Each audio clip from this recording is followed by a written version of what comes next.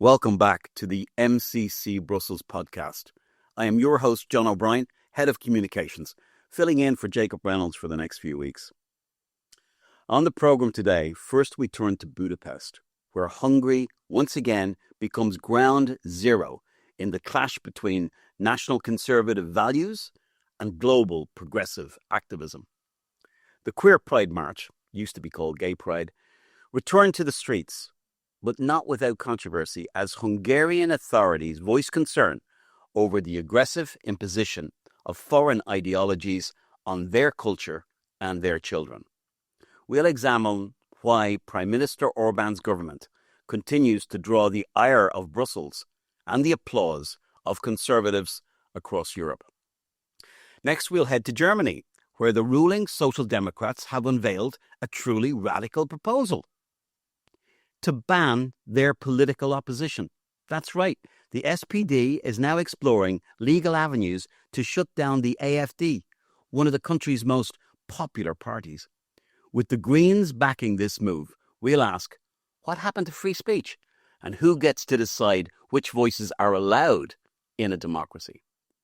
And finally, as the European Union celebrates 40 years of its flag and anthem, we'll reflect on what those symbols really mean today. Once a hopeful promise of cooperation, the EU's imagery now masks an increasingly centralized superstate that's out of step with many of its member nations' values. From the streets of Budapest to the halls of Berlin and Brussels, this episode lays bare the growing battle over Europe's soul. Is it a continent of nations and traditions, or a playground for radical re-engineering? And to discuss these issues, I'm delighted to be joined by Zofia Toth-Biro, Deputy Editor of the EuropeanConservative.com, and our own Professor Frank Furedi, Executive Director of MCC Brussels. Thank you both for coming in. Sophie, let's be honest and try to correct the misreporting by the lamestream media across Europe this weekend. Was Pride in Hungary truly banned, or were permits withheld for a march downtown, that often displays sexually explicit material in public spaces? For example, if the state draws the line at completely naked men in the streets, topless women, trans women with vasectomy scars, bondage gear, furries, near-naked drag queens, and pups, that's men who like to act like dogs. So, especially if children are present, is that censorship or common sense governance? First of all, thank you for having me. And I want to make it clear that the Budapest Pride was not banned. It was restricted. And it was restricted from being organized at public places. They could have used any of the stadiums to organize the Pride March, but for political reasons, they obviously refused to do so.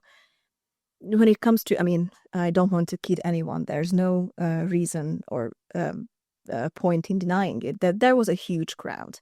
But the real question, in my opinion, is who these people were. I would say it was mostly people who wanted to express their despise of the Orbán government and Orbán personally.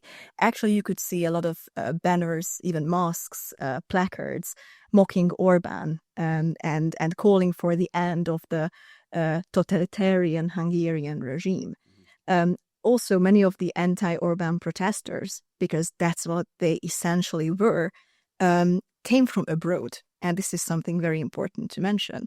A lot of members of the European Parliament and other leftist politicians were present.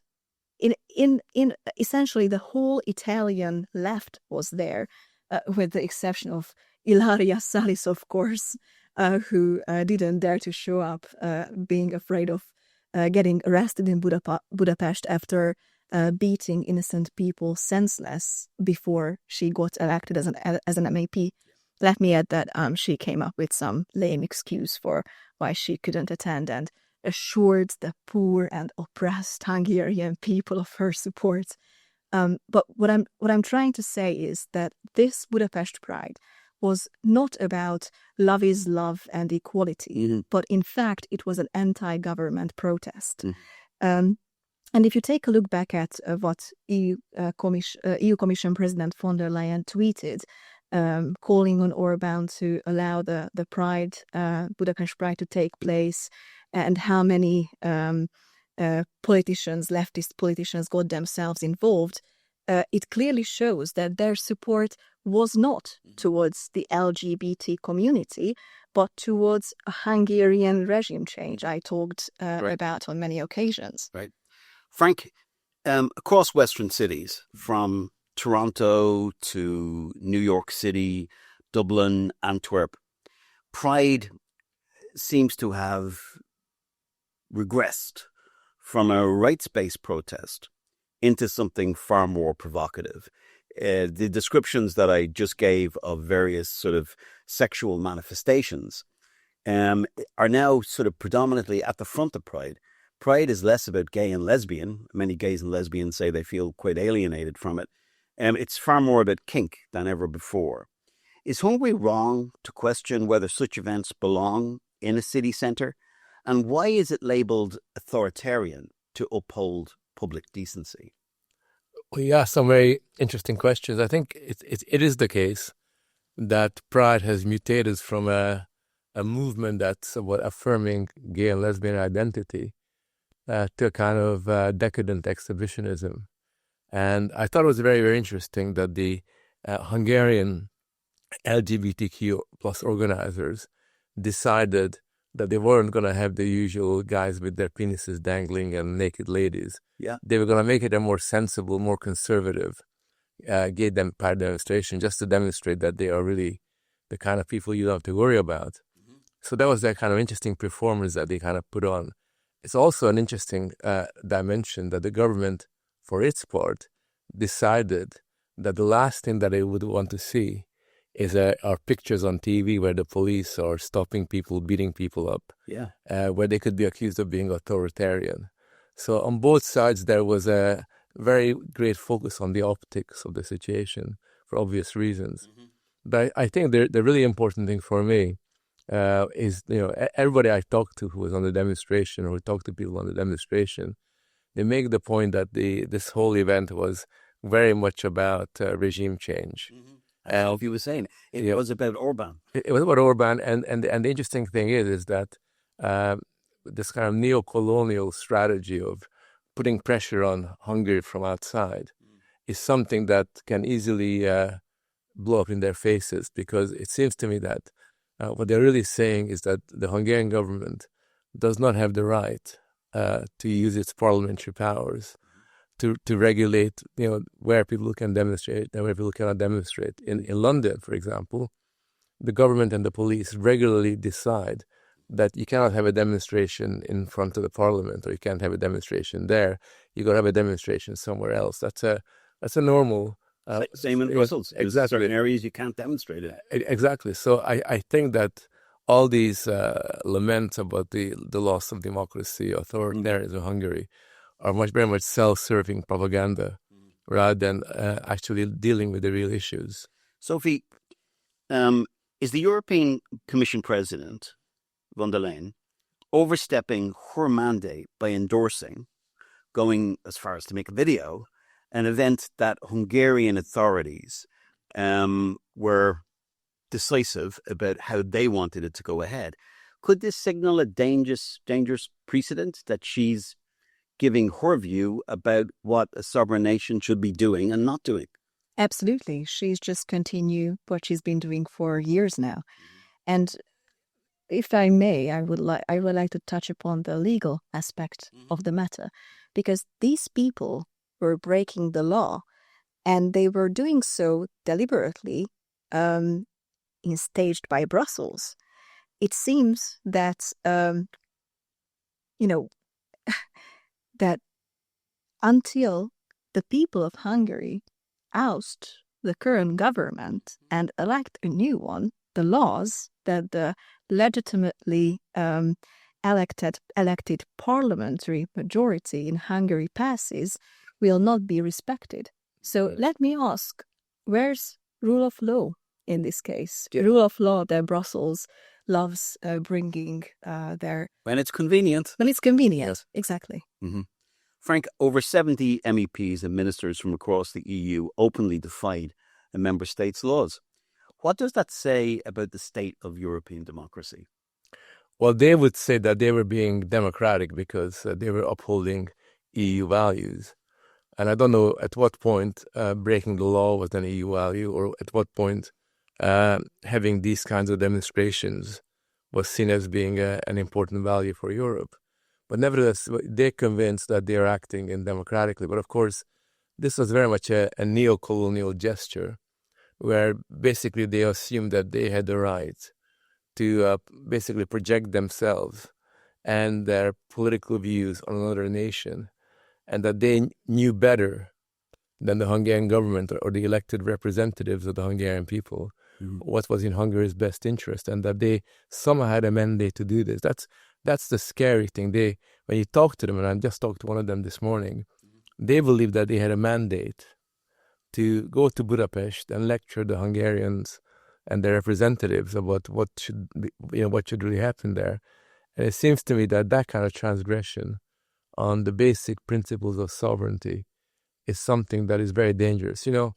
When you look back at the last 30 years, whenever these organizations got involved in the internal affairs of another country and tried to create what they call a color revolution, whether it's in Ukraine or in Libya or North Africa or in Egypt, it never ends well, right? It never ends well. It always ends up in a situation that's potentially far worse than exists there. And the funny thing is that you can say many things about the Hungarian government, many things about the Hungarian state, but the idea that it's authoritarian is pure fantasy. Yeah. That's something I wanted to come on to with both of you, just in summary. It would seem from our conversation, it's not really about pride. This was not really about pride. The issue of pride was weaponized to politically target, do you think, Orbán, or do you think Hungary's traditionalist stance? And all under the banner of this authoritarian charge. I think what they really wanted was, their fantasy was that wouldn't it be great if the Hungarian police started laying into the demonstrators and started beating people up, and then they could show it to the world that this is fascist Hungary. And what the irony is that the last time the police ever beat up any demonstrators was under the old socialist government. 2006. And that was like a horrible day, horrible event, when basically they just went on a rampage. And they really, they really hurt a lot of people very, very badly. Since the election of Fidesz, that has not happened. Right? We have demonstrators being beaten up in other parts of Europe, like in Paris and elsewhere. So basically, they really wanted that to happen so that they could then go back to Brussels and condemn the Hungarian government for its fascistic, dictatorial position. It wasn't their day, Sophie. I'm sure many of the participants were cheering for a bloody showdown between the police and the pride marchers. But I have to say that the Hungarian police did a brilliant job of separating the pride marchers from the anti-pride protesters, leaving no room for any potential atrocities, not necessarily coming from the police, but from the anti-pride protesters. And if I may, one last thing on the Budapest Pride, I can't leave our great friend Greta Thunberg out of the picture. That was the ultimate nonsense. She was there calling on everyone to march together for the freedom of love, wearing a Palestinian headscarf. I wonder if she would be advocating for the same marches in any Arab country, or even Gaza, her last or favorite target lately. That's nonsensical. She wouldn't last a day in any of such places, and she relentlessly pushes for the Palestinian cause, the end goal of which is to eliminate the only democracy in the Middle East where gays and lesbians enjoy total freedom and acceptance. The irony. Yes. Moving on, Sophie, Germany's ruling SPD is moving to ban the AfD, not for violence or insurrection, but for holding dissenting views. Is this the beginning of ideological policing in Western Europe, when disagreement on immigration or EU power becomes grounds for legal suppression? I mean, the SPD is only doing what their nature dictates, a sort of Bolshevik mentality, that is convinced that they are right and leaves no room for dissent. And let me add, just for clarity, that the SPD got only a handful of votes during the last election. They actually got the worst results in their party's history, and they wouldn't even be in the government if it wasn't for the Christian Democrats, the CDU. So there's no wonder why they're panicking about the rapidly rising AfD. Let me add, the second most popular party in Germany based on the latest polls. Some could argue that the SPD is being intellectually honest, and they are genuinely concerned that AfD could impose a threat to democracy due to the country's Nazi past, and if AfD got democratically elected, they would then dismantle democracy. First of all, AfD, as far as I'm concerned, has no fascist or Nazi element. What they have in fact been doing is breaking the taboos of speaking proudly about Germany, being German, and putting Germany first, and the downsides of equality and not equality was the equity, and was that their favorite word that they basically turned into a curse word, starts with a D, diversity. Yeah. Yes. So yes, and second of all, fearing that if AfD was or got democratically elected, they would dismantle democracy, is in fact saying that they are afraid that the people might vote wrong. Yeah. In a healthy or in any democracy, there is no such thing as people voting wrong. Because then if you don't respect the decision of the people, you become the one who end up dismantling it. It's a democracy question I want to come to you with, Frank. If a mainstream governing party uses the courts to eliminate its political opposition, can we still call the system democratic? Well, there are different degrees of democracy, and what we see in Western Europe is a term they like to use called democratic backsliding. Where increasingly, you kind of wonder whether, for example, the Polish people who elected a president are going to realize their desires, because they might find a legal trick to prevent that guy from becoming president.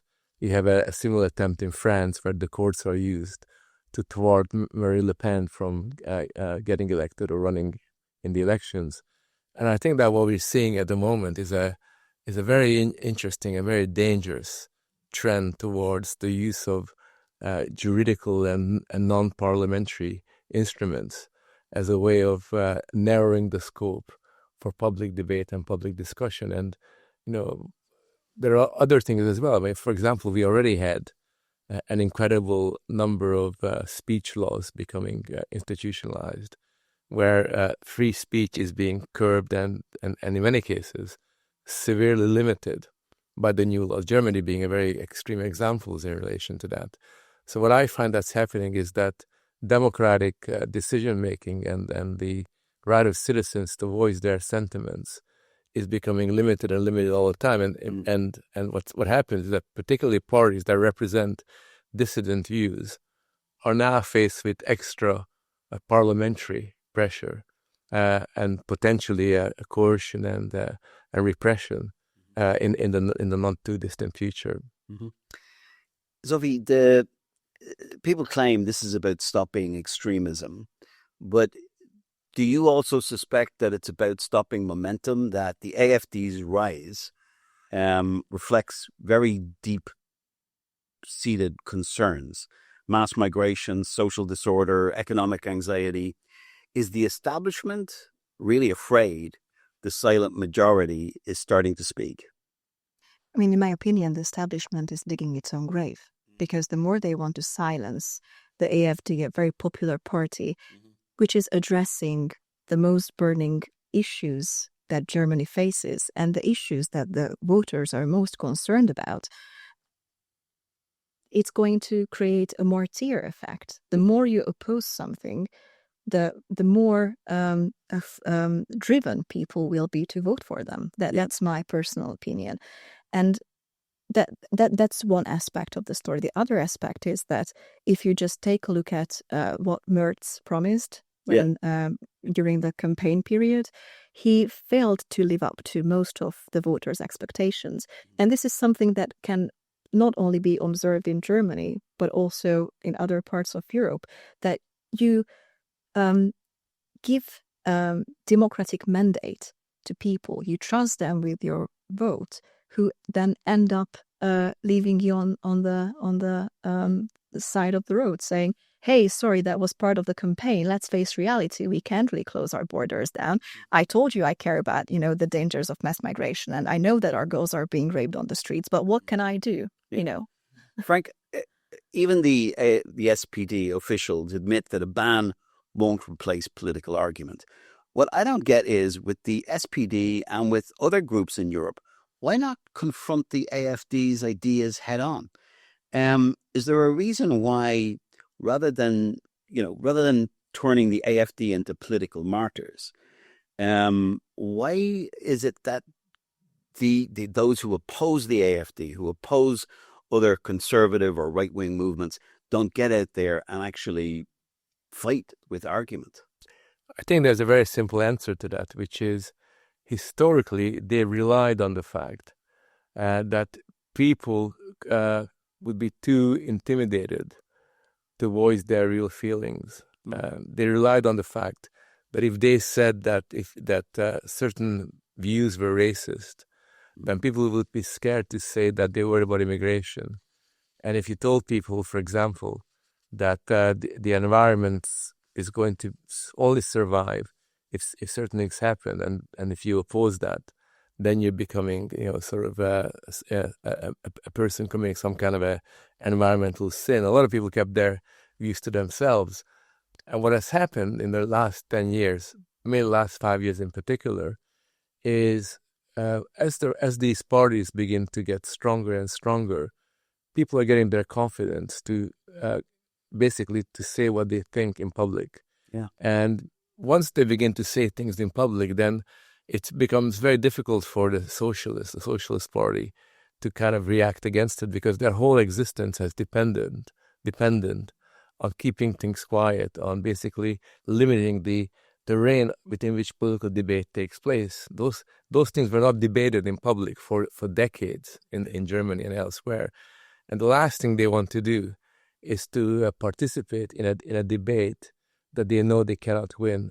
But more importantly, they even know that if these issues become really debated, they were really lost.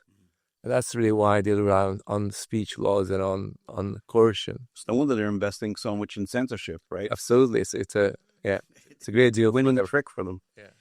Yeah. On the last item today, I want to talk about the European Union flag at 40. The EU flag claims to stand for unity, but unity around what? Is it democratic traditions, a technocratic vision, increasingly divorced from voters? What's this flag say to people?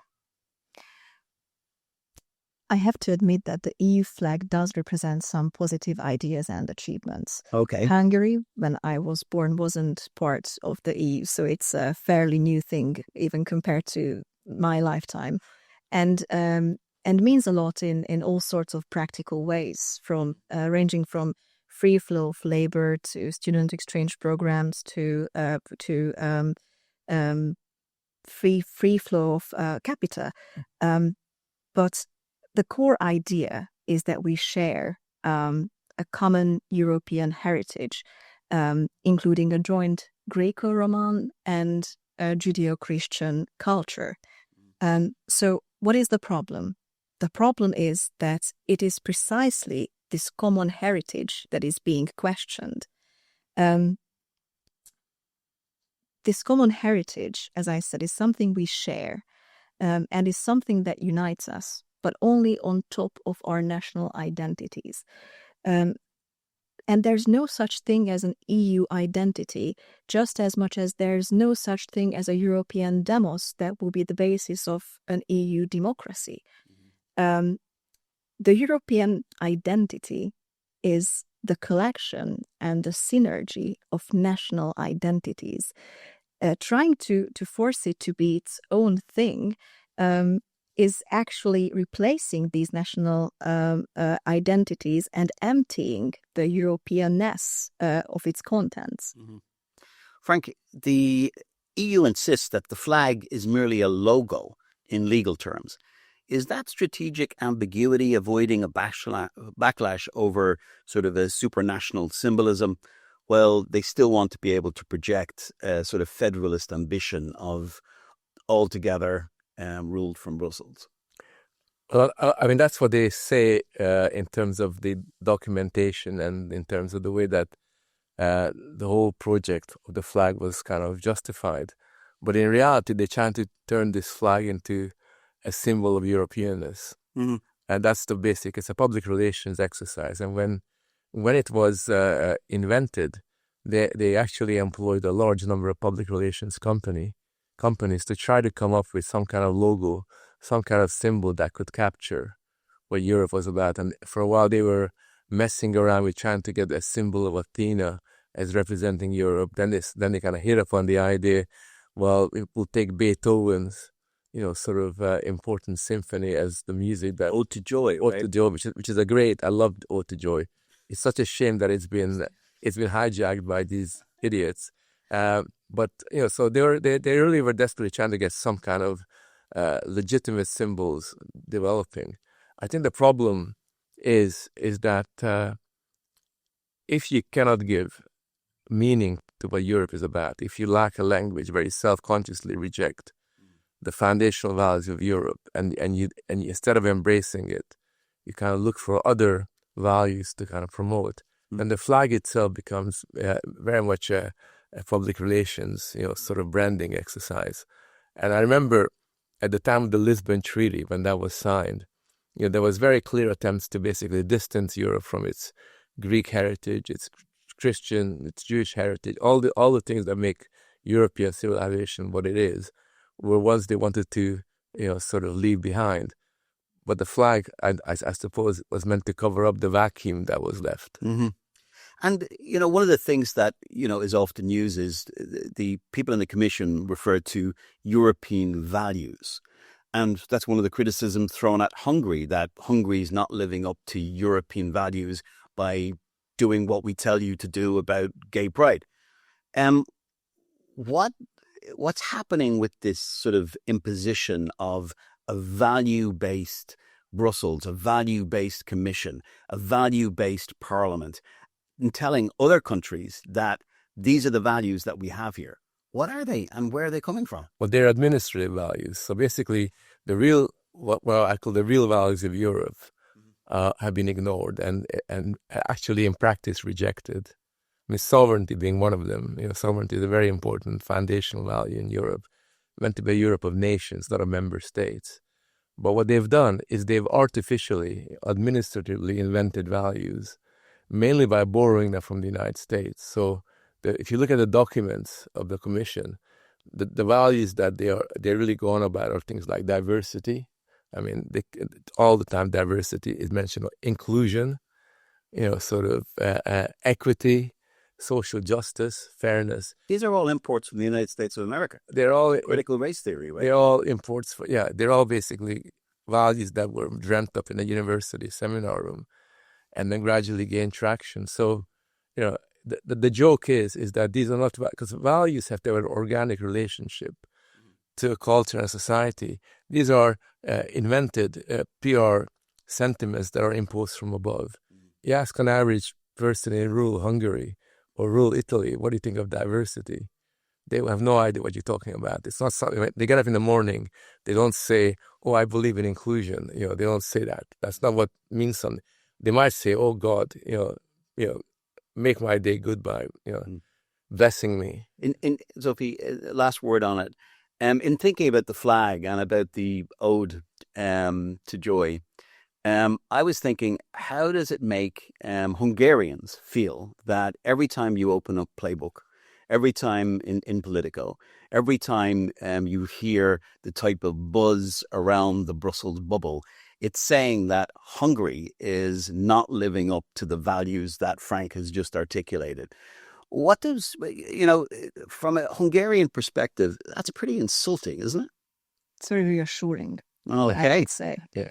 Every single time we read on Politico that we did something wrong, it's a very good feedback that we indeed did something right. So I'm obviously depends on what kind of Hungarians you ask, but I believe that the majority of the Hungarians are indeed very proud that despite the size of our country, we are not shying away from speaking our minds and pushing back against the Brussels agenda, which very much goes against the traditional European values that we all believe in, and that unites us as separate nations, not member states. I'm gonna stop using the term member state. I'm gonna start using sovereign European nations from now. Yeah. Sophie, thank you very much. Frank, thank you very much for joining us and for putting some light on these issues for our viewers. And I just want to say to our viewers that if you enjoyed today's show, I'd like you to tune in again. I'd like you to give us a like and make a comment. We're interested in what you have to say, what you make of these issues, what you think. And please also share this program with your friends. Tell them about it. Spread the good word. One of our commentators last week from Portugal said, I've just discovered this is a fabulous show. Well, the MCC podcast is here.